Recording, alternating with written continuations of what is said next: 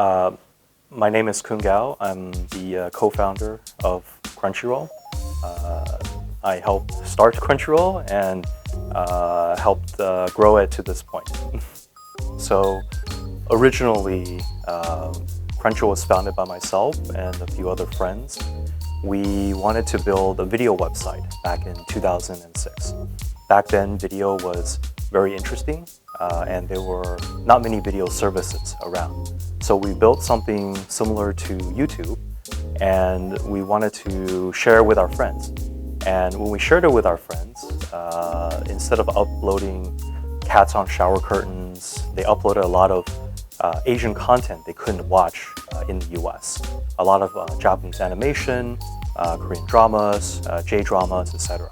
And what we found was that there was such a passionate audience around Japanese animation, and that's when we decided to see if there's a way to build a business around it. So that was how Crunchyroll originally started. So I remember in the early days, video was not a cheap thing to operate back in the day, and we had to buy our own computers and assemble it ourselves because it was less expensive.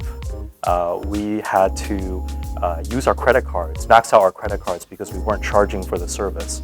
And at a certain point, we were in the debt, and we were trying to figure out what to do with the service. This was back in 2007, and the more we worked on Crunchyroll nights and weekends, because we were still at day jobs, the more we saw there were so many passionate fans of Japanese animation. And there was a community that started to form around watching the contents. And so we decided at that point we all wanted to quit our jobs and we wanted to work on this thing full time. No pay, no prospect of funding, but we felt it was the right thing to do. And we did that for a few months, and we were fortunate that VCs started approaching us. They saw that Crunchyroll was really taking off, and they said, we would invest in you if you want to make this into a real business.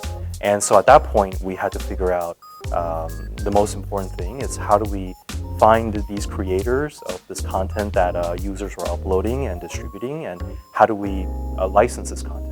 But I think what we found is that we built community features on top of the video service, and the community that formed was heavily anime fans, and they just spent time in the community talking about anime and manga and all sorts of things Japan.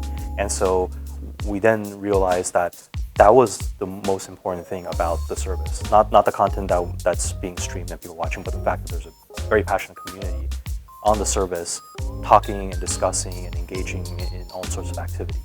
And so we actively decided that even though anime was just a portion of the things that are happening on the service, that's the thing we focus on. And we didn't really go after like Korean drama or J-drama or all the other things that people were uploading. We focused on Japanese anime.